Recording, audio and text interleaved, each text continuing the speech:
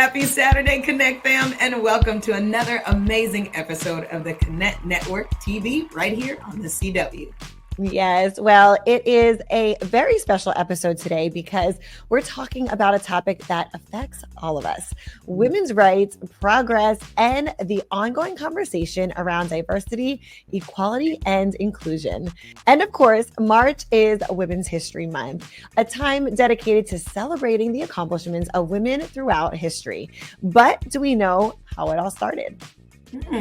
Let's start with a little her story lessons, ladies. Did you know that Women's History Month began as a single day? And it really all started with International Women's Day, first celebrated on March 8th, 1911. So the idea came from Clara Zetkin. So she's a German activist who proposed it at the International Socialist Women's Conference. This was actually in Copenhagen back in 1910. So a lot of history there. Did you guys know that? That's amazing. I'm learning about this for the first time right here with you. So here in the US, it wasn't until 1978 that educators in Santa Rosa, California, launched Women's History Week to highlight women's contributions.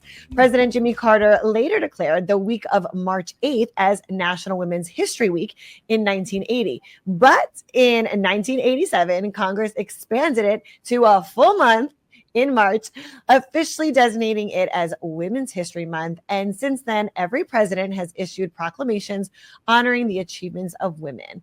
And despite all of the political changes around diversity, equality, and inclusion, why do you think it's important to keep celebrating women's stories or women in power? I think it's important because if we don't tell our stories, who is? And if we don't tell her story, then how do we ensure that it's going to be told accurately? I mean, I just think that I look at the generations, right? Like we are inspired by the women that came before us. So we got to keep telling our stories and passing it on for all the generations to come. Exactly. I agree. Yes, I agree, Sandy. I think that we need to continue sharing their stories and our stories because, we each have something to share for the future generations to continue to pave the way and make history. And it reminds us that women have always been vital to shaping history, ladies, even if their contributions were often overlooked. Right. Celebrating this month ensures that we honor their achievements and inspire future generations to dream big. Will you be honoring any women in particular this month? And if you are, how will you do it? I love celebrating the women in my life, my grandma, my mother-in-law, and my mom, and the ladies in my life. I'm so, so grateful for you ladies here. Yes. I mean, look, this is amazing. This is a community here that we get to have. So whether it's someone that you see every day, once a month or not so often, I think that it's important that it gives us a reason to celebrate and to reach out and, stay connected.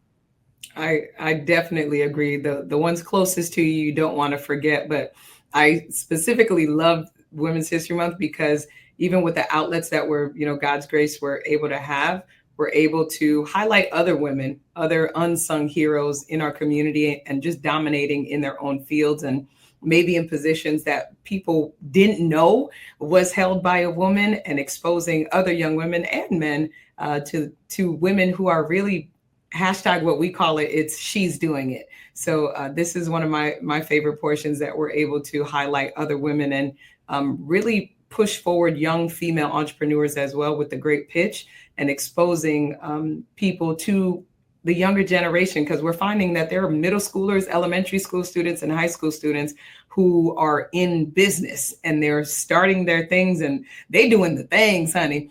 So we want to be able to pour back into them. So I'm excited. And I want to put it out there. If you know of a young woman or a female entrepreneur out there, let us know about them. Every week within this month, we're giving away $1,000 to pour back into them. So hit us up. You can follow me at STICHIZ Stitches on IG. And of course, check it out, the Connect Network TV. So we going in this month, honey. I love it. That's amazing. So good. Well, Let's talk about diversity, equity, and inclusion, or DEI. There's been a lot of debate about its impact, and there's been a significant shift in federal policy regarding gender and DEI initiatives, with potentially far-reaching effects on women across various sectors and demographics. Some of those changes include women in federal employment, the termination of all DEI-related offices and positions in federal agencies directly impacts women working in these roles. Women that depend on federal contracts are feeling the shifts as well, with the cancellation of affirmative action requirements for federal contractors, also known as Executive Order 11246, and women in STEM and leadership roles.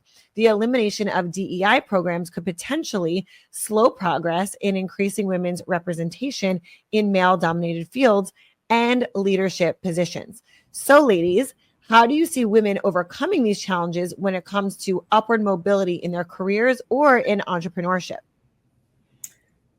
For me, I really think what I see happening now is women continuing to work as a collective and coming together and just moving as a unit, because you can get you can get quicker by yourself, but further together. So that's what I'm seeing from my viewpoint, is a lot of women are just continuing to work as a collective and trying to just moving forward. And that's what that's the consistent messaging. It's like, hey, we're not going to stop. We're going to keep doing our work, and we're going to keep doing what we can do within our reach. So I don't know, ladies, what do you say? I agree with you, Stitches, and not only other women, but a lot of employers. I've seen that they're continuing with this action as well. They really value. There's some that really do value, their employees, and they really value the DEI, and so they want to move forward. And there's been confusion, and uncertainty, but they're trying to figure out ways to work around the new policies that have taken place because they want to continue it. Yeah. I also think that, women, we are so resilient. We figure things out, especially as entrepreneurs. I mean, that's literally the name of the game. So I think that no matter what happens, something that is in our favor or not, we will always find a way to figure it out and make it work. And I think as a collective, we also are championing again for not just ourselves, but all these generations to come. So I think that whatever is put into effect now, we're going to find a way to make it work and figure it out together. Absolutely. Yeah. Yes. And I'm curious, have either of you ladies ever felt like your gender has gotten in the way of your value or possibly job opportunities? Of course. I definitely, the positions that I've seen, I've seen how it could have, where people tried to rather, but I'm a believer, and I stand firm that on what God has for me, God will make sure that I have. But I definitely have seen and been in situations where I've seen my counterparts. And I was just talking to a friend of mine as a DJ. She was experiencing just a pay difference where she was getting paid significantly less as her counterpart, but doing the same work and bringing the same amount of impact, but not getting paid the same. So I definitely see it. But for me, like you said, Sandy, we're resilient, and if this door is not it, I'm gonna find another door, create my own door, because I now have the tools. That's right.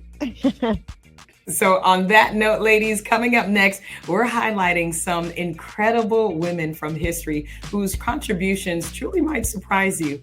And we'll share how their legacies continue to inspire us even today, the past, the present, and the future.